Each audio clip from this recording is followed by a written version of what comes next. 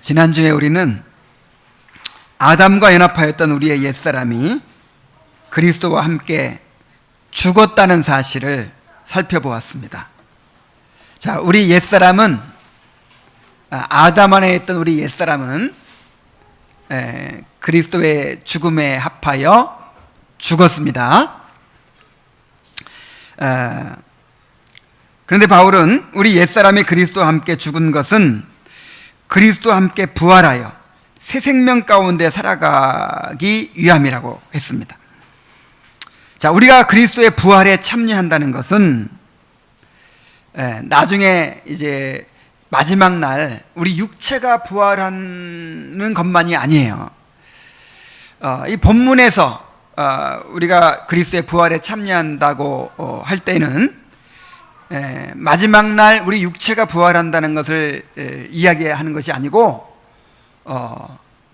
우리가 이 세상을 살아갈 때 그리스도의 부활의 생명으로 그렇게 새 생명 가운데서 거룩함을 이루어가는, 성화를 이루어가는 그런 삶을 산다는 말입니다. 이것이 부활에 참여하는 것이죠. 지난주 말씀 나눈 모임에서 한 형제가 그리스도와의 연합을 그렇게 많이 강조하면서도 주로 칭의에만 적용을 했지 성화에는 적용하지 못했다는 말을 했는데 정말 그렇습니다. 대개 성도들이 그리스도와 연합이 주는 혜택을 주로 죄의 형벌에서 해방되고 의롭다 하심을 받는 것으로만 생각을 하는 경향이 있어요. 성령으로 거듭나서 죄를 정복하고 성화를 이루어가게 되는 것으로는 잘 생각하지 못합니다. 그래서 칭의는 그리스도와의 연합을 통해서 얻지만 성화는 마치 내 힘으로 이루어가는 것처럼, 나에게 달린 문제인 것처럼 그렇게 생각하는 경향이 있다는 것입니다. 그러나 그리스도는 우리에게 의로움이 되실 뿐만 아니라 거룩함도 되십니다. 칭의, 성화, 영화가 다 그리스도와의 연합을 통해서 온다는 것입니다. 이 말씀을 통해서 그리스도와 함께 죽고 그리스도의 부활의 생명으로 다시 살아난 우리의 신분을 더욱 분명히 인식하게 되시기를 바랍니다. 이 6장의 전반부에서는요, 뭐 감동적이고 그런 내용이 없어요. 아주 그 정교한 이론들을 이렇게 제시하고 있기 때문에 굉장히 이렇게 어렵습니다. 어렵고 논리적이고 이것을 잘 이해하는 게 중요해요. 그래서 이 부분에서는 아는 게 중요합니다. 우리가 그런 말을 쉽게 하죠. 아는 게 전부가 아니다. 행하는 게 중요하다. 근데 꼭 그렇지 않아요. 일단 알아야 돼요. 확실하게 알아야 돼요. 알아야만 행할 수가 있는 것입니다. 그래서 계속 반복을 하거든요. 지금 우리가 그리스도와 함께 죽었고 또 그리스도와 함께 살았다 이 이야기를 계속 반복하면서 이제 우리가 우리의 변화된 신분이 어떻게 이 성화를 이루어가는 일에 근거가 되는 것인지를 바울이 설명하고 있어요. 이 본문에서 말하는 말을 잘 깨닫고 이해하게 되길 바랍니다.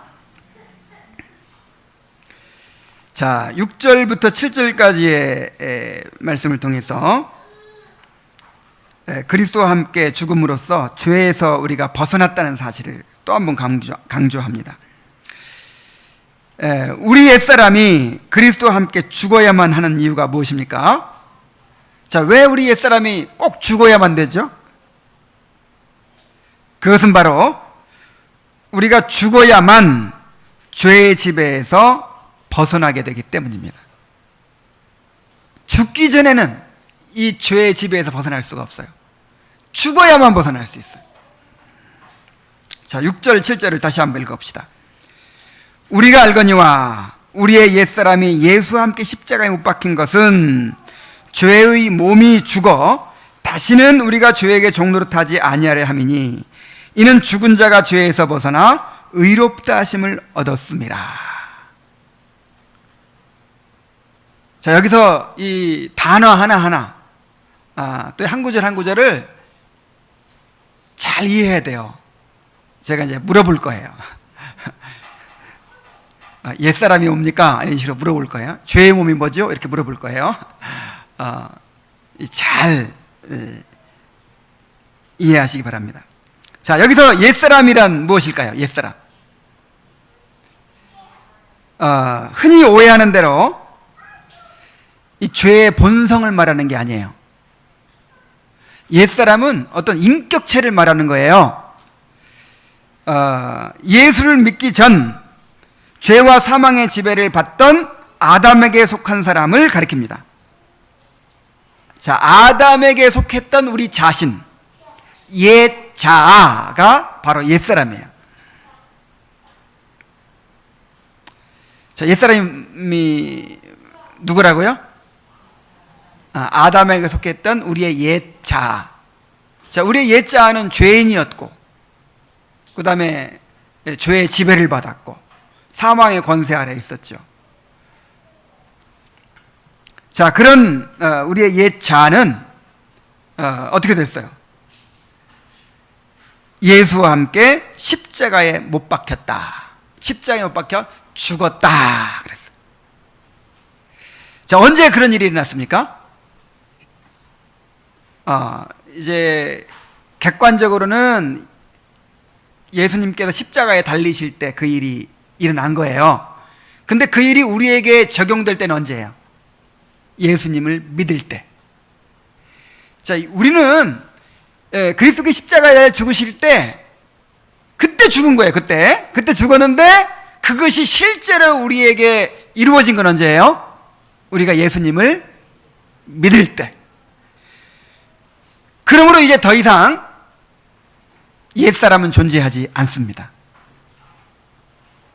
자, 아담 안에 속했던 옛 자아는, 그 죄인이었던 옛 자아는 이제 죽었어요. 이제 없어졌어요. 그러면 우리는 누굽니까, 그럼? 그리스도 안에 있는 새로운 자아, 새로운 피조물입니다. 하나님께서 우리를 새롭게 창조해 주셨습니다. 자, 옛사람은 어떻게 됐어요? 죽었어요. 그래서 이제 흔히 잘못 생각하는 것이 우리 안에 두 자아가 있다고 생각해요. 옛사람이 있고 새사람이 있다. 그래서 어떨 때는 옛사람이 됐다가 어떨 때는 새사람이 됐다가, 이게 무슨 뭐 지킬 박사와 하이드도 아니고 두 인격이 이렇게 들어있는 뭐 그런 정신질환 있죠. 뭐 그런 게 아니란 말이에요. 어떻게 한 사람이 두 인격을 가질 수가 있습니까? 한 인격밖에 없는 거죠. 그래서 옛사람은 이미 죽었고 이미 사라졌고, 이제 우리 자신은 그리스도 안에 있는 새 사람이다, 새로운 피조물이다 라고 하는 사실을 분명히 이해하시기 바랍니다. 자, 그런데 왜 이렇게 헷갈리냐면 이런 말씀 때문에 그래요. 옛사람을 벗어버리라. 그래서 또 에베소 4장 22절에 보면 너희는 유혹의 욕심을 따라 썩어져가는 구습을 따르는 옛사람을 벗어버리고 그랬거든요. 아니, 옛사람이 없어졌다고 했는데, 옛사람이 이미 죽었다고 했는데 또 뭘 벗어버리래요. 자, 그래서 여러분, 우리 성경을 우리가 읽을 때 그 똑같은 단어라도 그 문맥에서 어떤 의미로 쓰여졌는가를 항상 생각을 해야 되는 거예요. 그러니까 여기서 로마서에 말하는 옛사람과 여기 에베소서에서 말하는 옛사람이 같은 게 아니에요. 자, 에베소서에서 옛사람을 벗어버리라고 할 때는 무슨 말일까요? 우리의 옛 자아를 벗어버리라. 옛 자아는 벗어버려야 될 문제가 아니라 죽어야 될 문제잖아요. 근데 이 벗어버리라 하는 것은 바로 아직 남아있는 옛사람의 본성을 말하는 거예요. 옛사람의 본성, 또 옛사람의 삶의 방식을 말하는 거예요.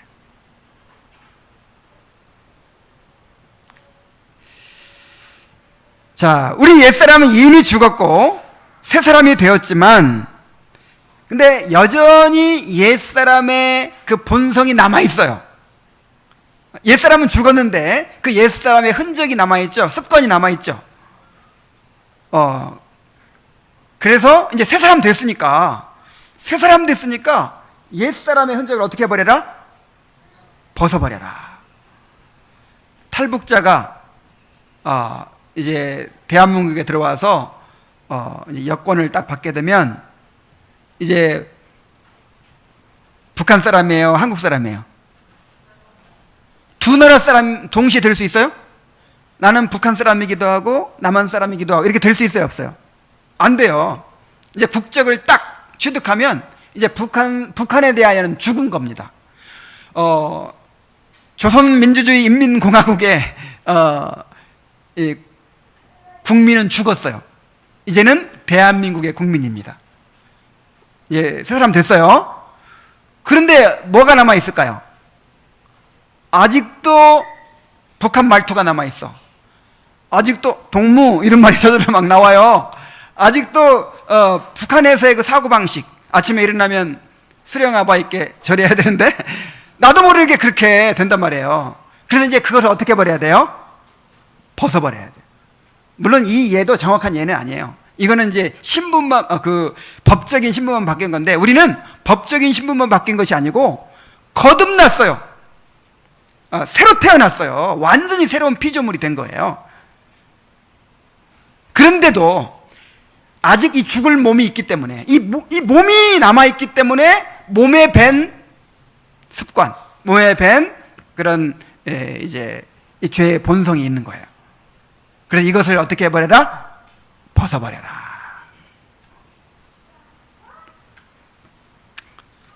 자, 그러므로 우리의 옛 자아는 이미 죽었습니다. 없습니다. 그리고 우리는 새로운 피조물입니다.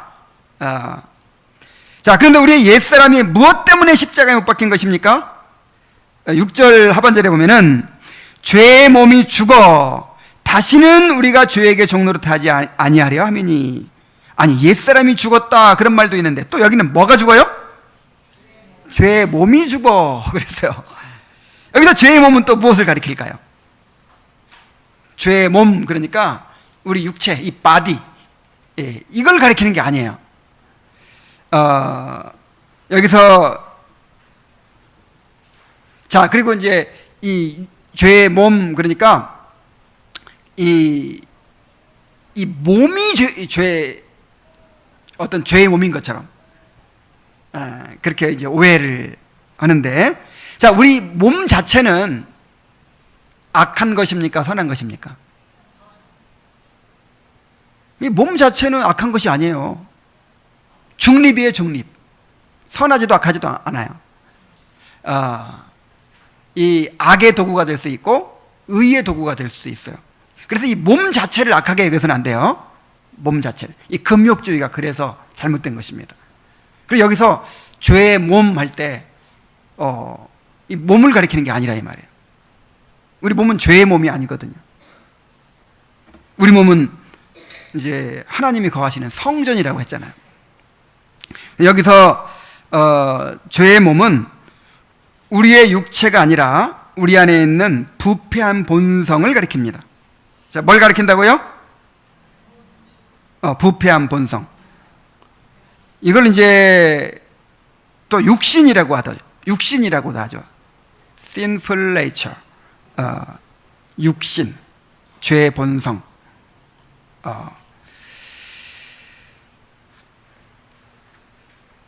자, 그런데 옛사람도 죽고, 옛사람이 죽음으로 뭐가 죽도록? 죄의 몸이 죽도록 했다 하는 것이죠. 자, 옛사람이 왜 죽어야 되냐면 이 죄의 몸이 죽도록.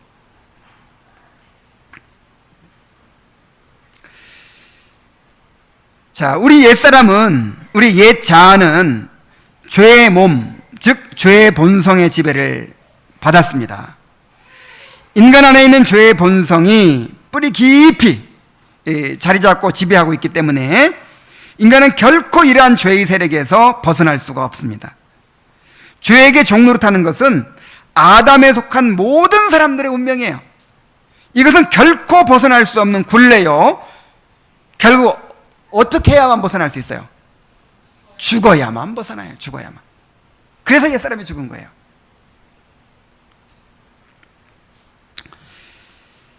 그래서 하나님의 아들이 육신을 입고 이 땅에 오셔서 십자가에 죽으셔야 했습니다. 이제 우리 옛사람이 죽으려면 이제 예수님께 오셔서 우리를 품고 죽으셔야 되는 거예요. 자, 그리스도께서는 우리를 품으시고 십자가에 못 박히심으로 우리 옛사람이 그와 함께 죽게 하셨습니다. 그리하여 우리를 지배하던 죄의 몸이 죽어서 다시는 우리가 죄에게 종노릇하지 않게 만든 것입니다. 자, 그러므로 그리스도께서 십자가에 못 박히심으로 죽게 된 것이 두 가지죠. 두 가지. 하나는 뭐예요? 우리의 옛사람, 그리고 우리 옛사람을 지배하던 죄의 몸, 즉 우리 안에는 죄의 본성입니다. 그래서 바울 사도가 십자가에 못 박힌다 그럴 때 두 가지 의미로 이야기한 거예요. 이야기를 했습니다. 자, 갈라디아서 2장 20절 말씀, 갈라디아 2장 20절 말씀 한번 보세요. 내가 그리스도와 함께 십자가에 못 박혔나니 그랬죠? 누가? 내가 그랬으니까 우리의 자아를 말하죠. 자아인데 옛자예요, 새 자아예요? 옛자. 아담 안에 있던 옛자가 십자가에 못 박혀 죽었다 그랬어요. 그 다음에 갈라디아서 5장 24절 한번 보세요. 갈라디아서 5장 24절. 여기 보면은 그리스도 예수의 사람들은 육체와 함께 그 정과 욕심을 십자가에 못 박았느니라 그랬어요. 자, 아까는 내가 십자가에 못 박혔다. 이건 옛사람을 가리키는 거라고 그랬죠. 여기서 육체가 뭐겠어요? 육체. 그냥 똑같은 단어로 번역하면 좀 더 이렇게 쉬울 수 있는데, 여러분 육신이 뭐죠? 육신? 육신이 우리의 죄의 본성을 가리킬 때도 있고, 또 마음에는 원이로되 육신이 약하도다 그럴 때는 뭐예요? 몸이에요. 몸. 로마서에서 육신에 있는 자들은 하나님을 기쁘시게 할 수 없는지라, 육신은 하나님의 법에 굴복하지 않을 뿐 아니라 하나님 뭐죠? 육신에 있는 자들은 하나님의 법에 굴복하지 아니할 뿐 아니라 할 수도 없습니다. 막 이렇게 말할 때 그 육신은 죄의 본성을 가리키는 거거든요. 죄의 본성. 근데 마음에는 원이로되 육신이 약하도다 하고 예수님께서 말씀하실 때는 그 몸을 가리키는 말이란 말이에요. 근데 육체도 마찬가지예요. 육체도 어떨 때는 육체가 몸을 가리킬 때가 있어요. 그런데 여기 갈라디아서 5장 24절에서는 몸이 아니라 죄의 본성을 가리켜요. 로마서 8장에 말하는 육신과 똑같은 단어예요. 사르크스. 헬라어로는 똑같이 사르크스인데 로마서에서는 육신이라고 번역을 하고 여기서는 육체라고 번역을 했어요. 그러니까 여기서 육체가 뭐예요? 죄의 본성. 그러니까 그리스도 예수의 사람들은 육체를, 그 육신을, 죄의 본성을 십자가에 못 박았다. 그런 말이에요. 그 육체와 함께, 죄의 본성과 함께 그 정과 욕심까지, 그 욕망까지 십자가에 못 박았다.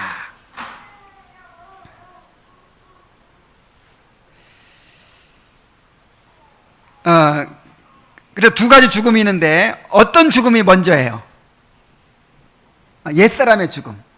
옛사람의 죽음을 통해서 죄의 본성이 우리에 대하여 죽게 된다 하는 것이죠.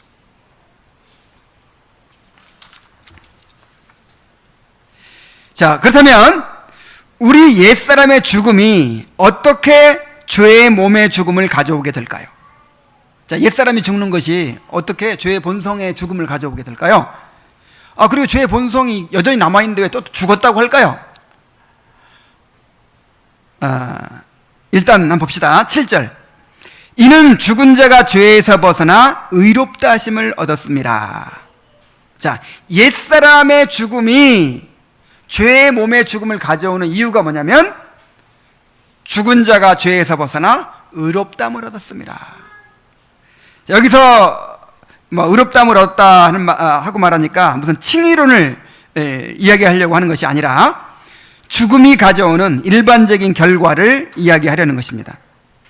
이게 무슨 하려고 하는 거냐면 죄인이 벌을 받고 죽으면 이제 정죄에서 벗어나게 된다 그 말이에요. 사형 선고를 받고 죽었어요. 아무리 큰 죄를 지었어도요, 사형 선고를 받고 목숨이 딱 끊어지면 이제 더 이상 정죄가 끝납니다.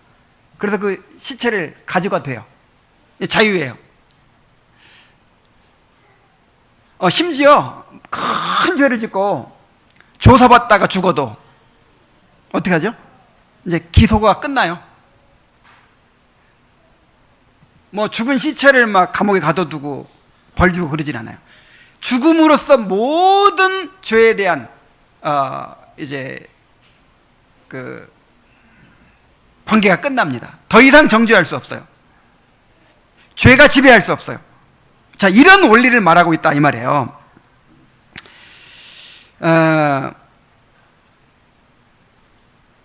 이와 같이 죄의 지배를 받던 우리 옛사람이 그리스도와 함께 십자가에 못 박혀 죽었기 때문에 죄의 세력이 더 이상 우리를 지배할 수 없게 되었다.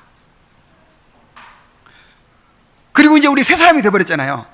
그리스도와 함께 부활한 새 사람이 되어버렸기 때문에 죄가 우리를 지배할 수 있어요, 없어요?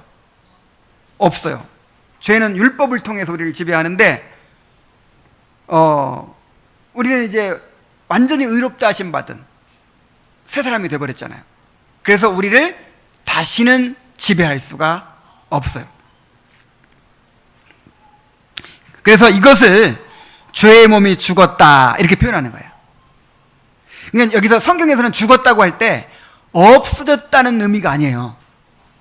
이 끊어진 것을, 관계가 끊어진 것을 죽었다라고 표현하는 거예요.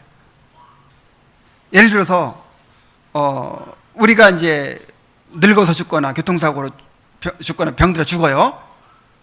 그럼 없어져 버리는 겁니까? 없어지지 않아요. 우리 육체는 흙으로 돌아가는 것이고 우리 영혼은 없어지나요? 영원히 지옥을 가든지 영원히 천국에 가든지 없어지는 게 아니에요. 다만 육체와 영혼이 분리되는 거예요. 분리. 왜 영적으로 죽었다 할 때 영혼이 없어졌다는 말인가요? 영혼은 그대로 있어요. 그대로 있는데 하나님과 우리 영혼이 어떻게 됐다? 분리됐다. 이게 영적인 죽음이죠. 육체적인 죽음은 육체와 영혼이 분리되는 거.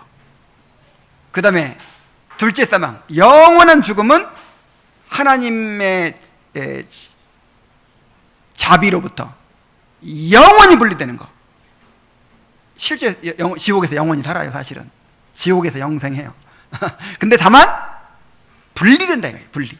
그래서 여기서 죽음을 분리되는 거, 끊어지는 것으로 생각하면 됩니다. 그래서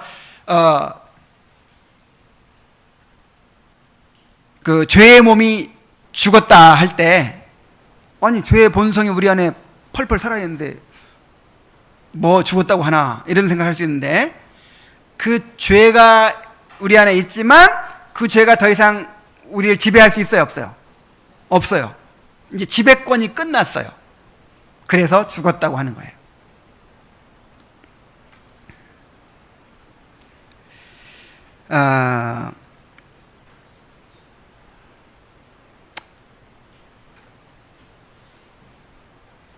죄의 몸이 죽었다는 말은 죄의 지배를 받던 우리의 옛사람이 죽었기 때문에 더 이상 죄의 본성이 우리를 지배할 수 없다라는 뜻입니다. 그래서 이제 이 죄의 몸이 죽었다라는 말보다 사실은 더 정확한 번역이 무력화되었다라는 말이에요. 죄의 몸이 어떻게 됐다? 무력화되었다. 무효화되었다. 이게 더 정확한 번역이에요. 자, 우리가 36년간이나 일본의 지배를 받았어요. 그런데 일본이 태평양 전쟁에서 패배하면서 우리나라에 대한 지배권을 잃게 되었습니다.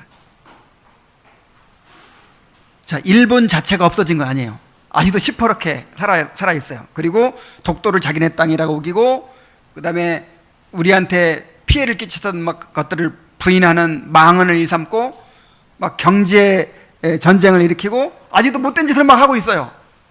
그렇지만 더 이상 일본의 주권이 우리나라에 미칠 수 있어요, 없어요? 없어요. 끝났어요, 이제. 일본의 주권은 우리나라에 대하여 어떻게 된 거예요? 죽었어요. 무력화됐어요. 무력화. 이와 같이 아직도 우리 안에 죄의 본성이 있어서 우리가 자주 죄를 범하고 넘어지지만 우리 옛사람이 이미 죄에 대하여 죽었고 우리에 대한 죄의 통치가 끝나버렸기 때문에 이제 더 이상 죄가 우리를 지배할 수 없다라는 것입니다. 그리고 이렇게 변화된 우리의 신분은 결코 다시 되돌릴 수가 없다라고 하는 거예요. 자, 다 정리가 됐습니까? 이 죄가 우리를 지배했었죠? 죄가 우리를 지배했어요. 그래서 이 죄의 지배에서 벗어날 길이 없는 거예요.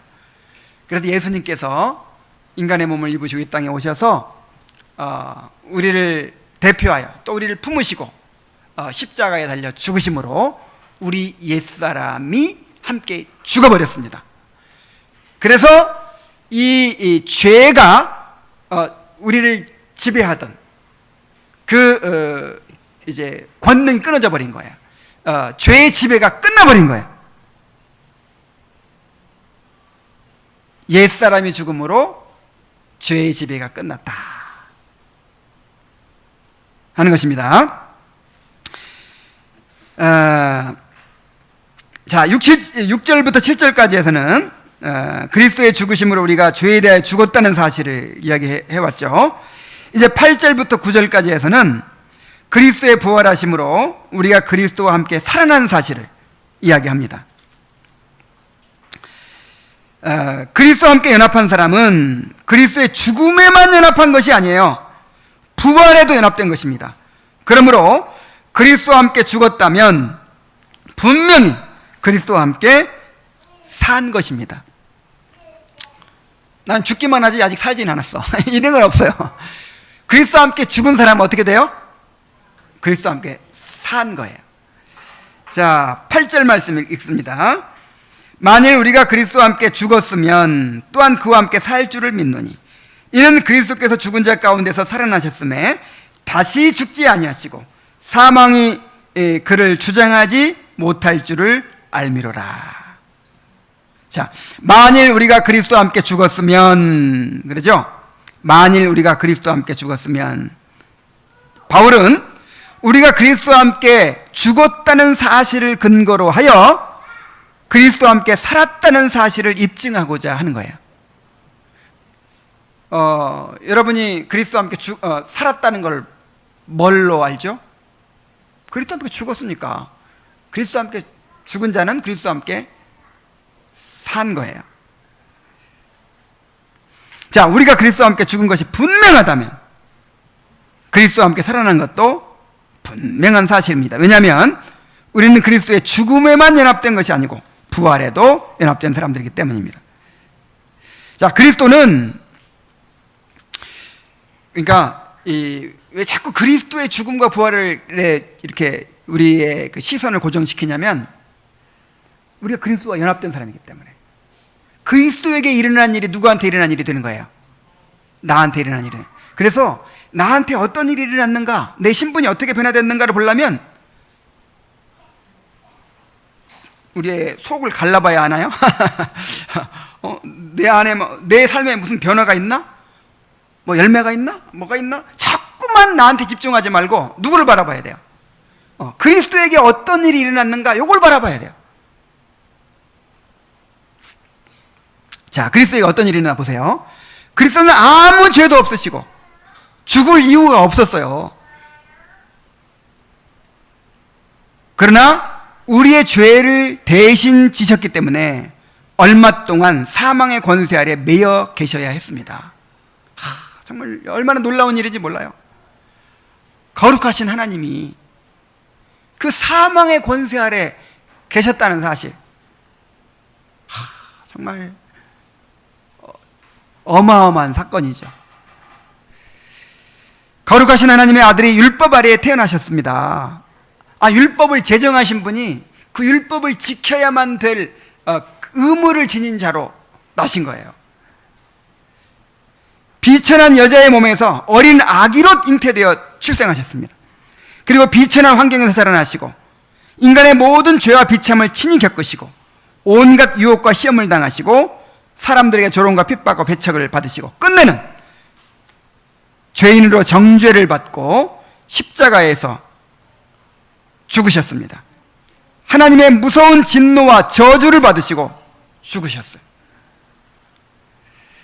그리스도는 이렇게 우리가 받아야 할 모든 죄의 대가를 치르시고 죽으심으로써 우리에 대한 죄의 통치를 완전히 끝내셨습니다. 여러분, 죄인은요, 죄값을 받기 전에는 자유가 없어요. 죄값을 받아야만 이제 풀려날 수 있는 거예요. 징역 20년 하면 20년 살아야만 풀려날 수 있어요. 근데 우리의 선고가 징역 20년이 아니죠. 영원한 죽음이잖아요. 영원한 죽음이잖아요. 그 영원한 죽음을 받아야만 우리가 풀려날 수 있어요. 근데 그 죽음을 예수님께서 받으셨다 이 말이에요. 예수님께서. 우리가 사도신경 고백할 때마다 사실은 그 빼먹는 구절이 항상 하나 있죠. 지옥에 내려가시고, 요거를 우리가 이제 우리말 사도신경에는 번역을 안 해가지고 요거를 우리가 고백을 안 하는데, 예수님께서 어디에 내려가셨어요? 지옥에 내려가셨어요. 우리가 당해야 될 그 지옥의 형벌을 예수님께서 대신 당하신 거예요. 근데 죄값을 다 갚아버렸으니까 이제 죄가 더 이상 우리를 지배할 수가 없죠.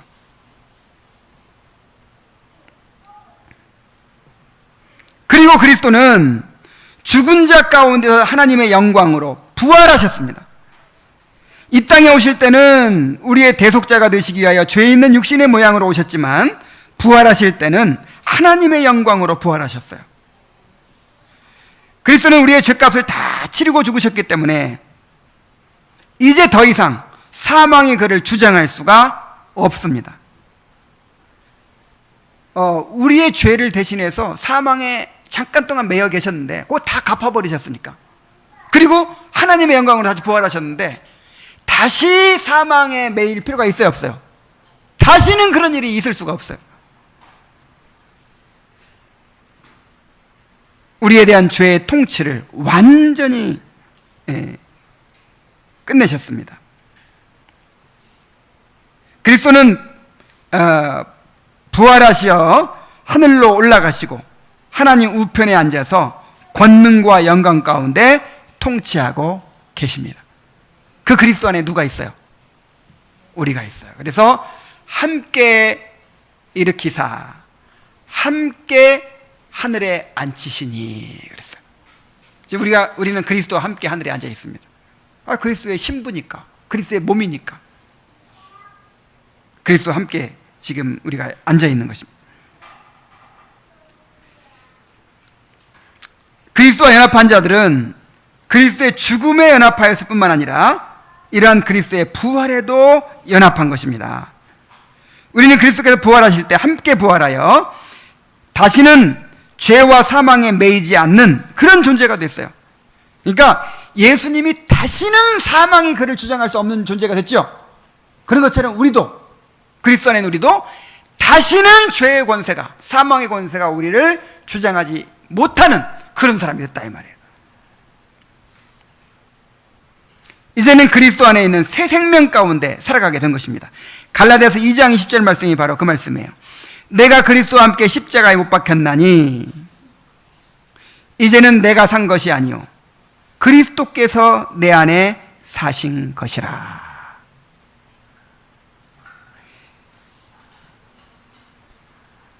우리의 옛자는 그리스도와 함께 십자가에 못 박혀 죽었습니다. 그리고 이제는 부활하신 그리스도와 연합한 새 생명으로 살고 있습니다. 똑같은 사람인 것 같은데 완전 달라요. 완전히. 우리의 신분과 상태가 완전히 달라졌어요. 그래서 성경은 이것을 뭐라고 표현하냐면 새로운 피조물. 이게 얼마나 놀라운 말인지 몰라요. 하나님께서 새롭게 창조하신 존재라. 우리는 그의 만드신 바라 그랬잖아요. 새롭게 만드셨어요. 새롭게 창조하셨어요.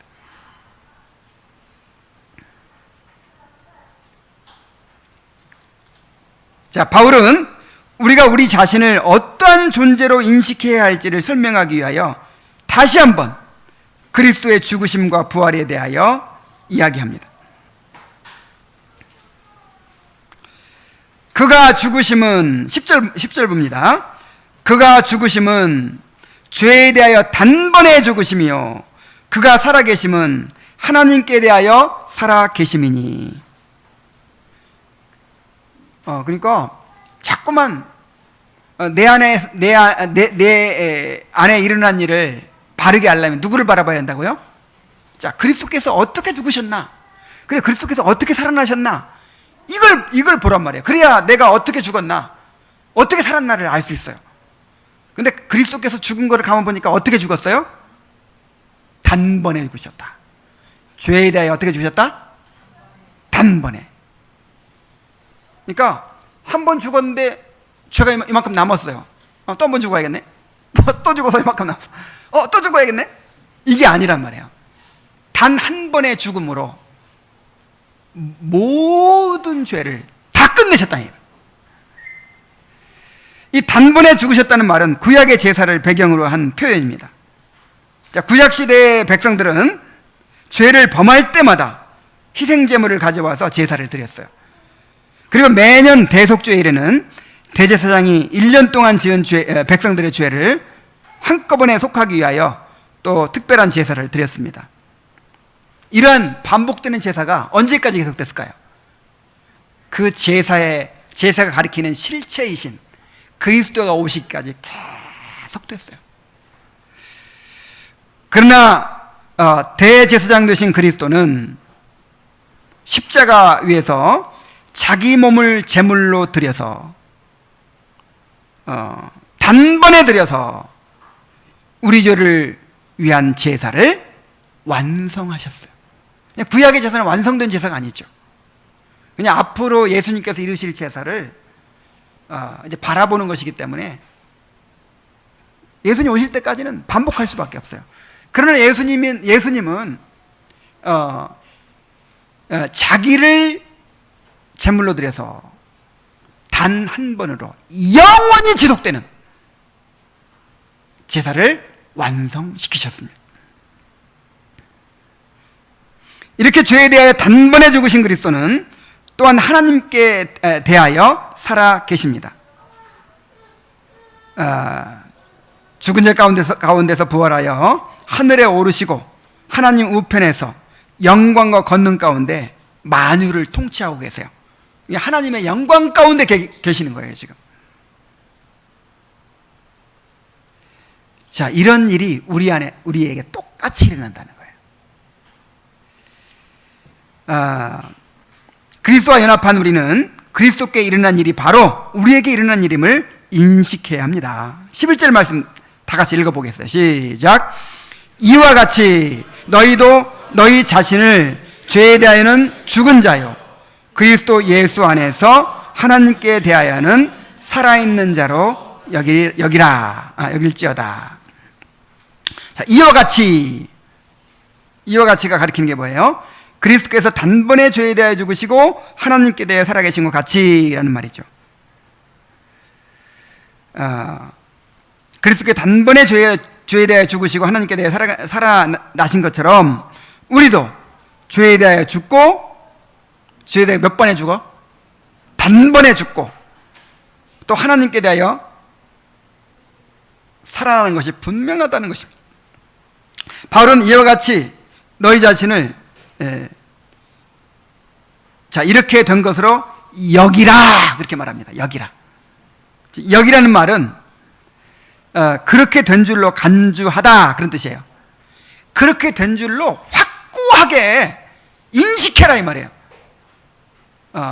이 심사숙고하다, 또 판단하다, 결정하다, 뭐 이런 뜻이 있어요. 그냥 대충 그냥 뭐 죽었나 보다, 뭐 이러지 말고 그리스도의 십자가를 한번 보란 말이에요. 그리스도께서 죽었는지 안 죽었는지 잘 알아요, 몰라요, 우리가? 그리스도께서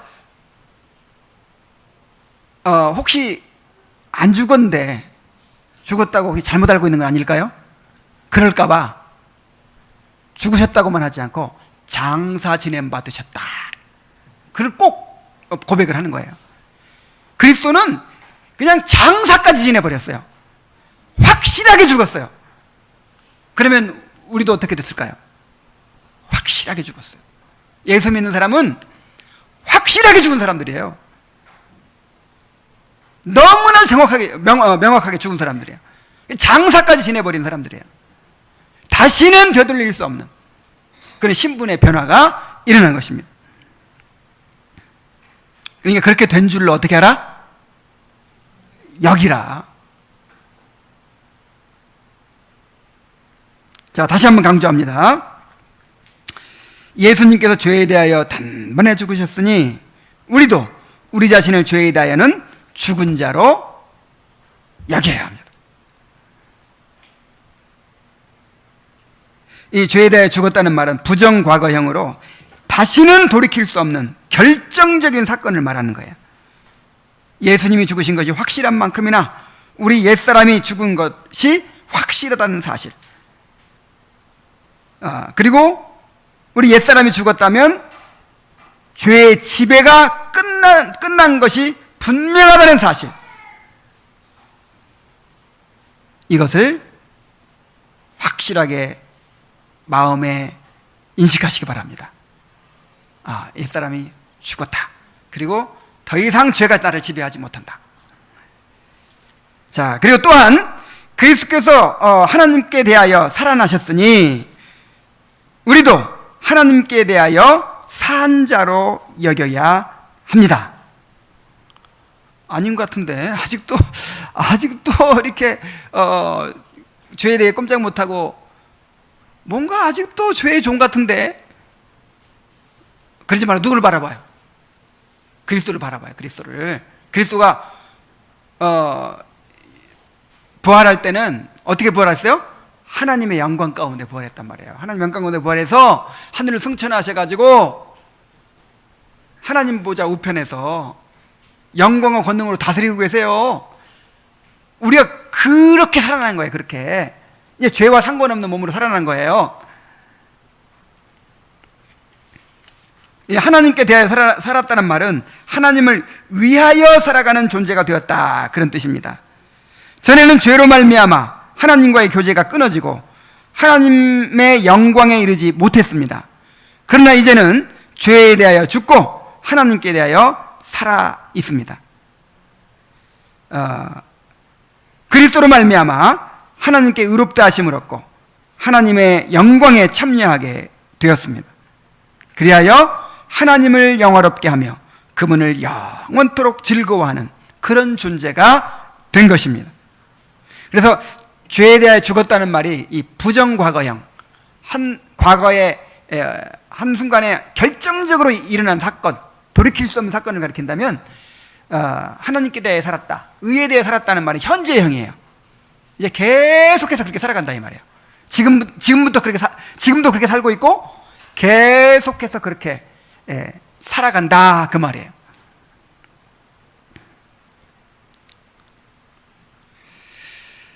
우리 안에는 부패한 본성이 남아있어서 여전히 죄를 지을 수 있고 또 넘어질 수도 있습니다. 그러나 예수님이 다시 사망에 매인 사람이 되실 수 없는 것처럼 그리스도와 연합한 우리도 다시 옛 신분으로 돌아갈 수가 없어요. 다시 죄의 지배로 돌아갈 수가 없어요. 우리는 영원히 하나님께 대하여 살아가는 사람이 된 것입니다. 자, 이 사실을 분명히 인식하면 우리의 삶이 달라지겠죠. 이러한 바탕 위에 이제 성화에 대한 명령이 있는 것입니다. 이제 12절부터 14절까지 이 죄가 너희를 지배하지 못하게 하고 또 너희 몸을 불의의 병기로 죄에게 드리지 말고 너희 자신을 죽은 자 가운데 사시던 자 같이 하나님께 드리라고 하는 강력한 명령이 가능한 것입니다.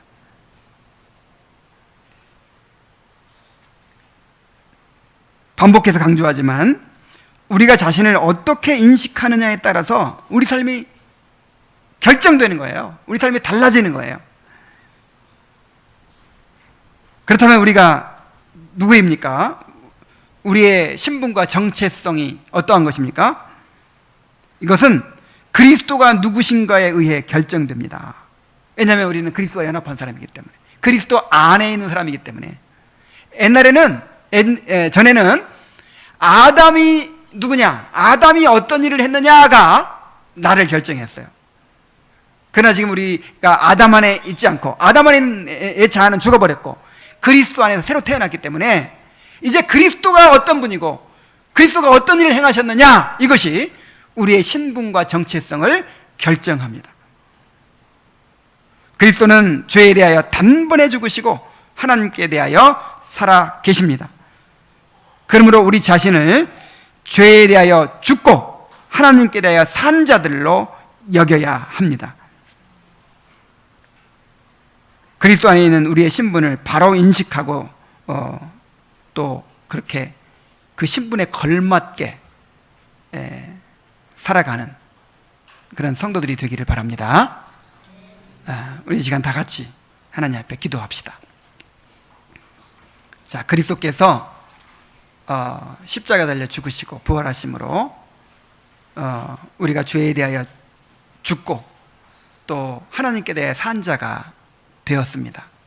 이 사실에 감사하고 또 정말 이것을 확고한 사실로 그렇게 인식하고 여기고 그러한 신분과 정체성으로 살아갈 수 있게 해달라고 우리 하나님 앞에 각자 기도드리겠습니다. 하나님 아버지, 죄의 노예로 살아가는, 그래서 하나님과 관계가 없고 하나님을 사랑할 수 없고 즐거워할 수 없는 그런 존재였던 우리를 구원하시기 위하여 우리 주님께서 십자가에 못 박혀 죽으시고 부활하셨습니다. 그래야 우리가 그리스도와 함께 옛사람이 죽고 또 그리스도와 함께 새사람으로 태어나서 이제 하나님을 즐거워하며 하나님의 영광을 누리며 살아가는 존재가 되게 해주신 것을 감사드립니다. 그리스도께서 자기를 내어주심으로 이루신 이 놀라운 구속의 사건을 아버지 하나님, 우리가 제대로 인식하지 못하고 우리의 변화된 신분과 정체성을 깨닫지 못하고 여전히 죄의 노예처럼 그렇게 무기력하게 살고 있는 것을 용서하여 주시옵소서. 아버지 하나님, 우리의 인식부터가 바뀌어지게 하여 주시옵소서. 내가 누구인가를 그리스도 안에서 발견하고 참으로 변화된 신분과 정체성으로 그렇게 확고한 인식 가운데 살아갈 수 있도록 도와주시옵소서. 아버지 하나님, 우리 성도들에게 지혜를 주셔서 명철을 주셔서 이 복음의 놀라운 원리를 잘 깨닫고 그 능력을 경험하며 살게 하여 주옵소서. 예수님의 이름으로 기도하옵나이다. 아멘.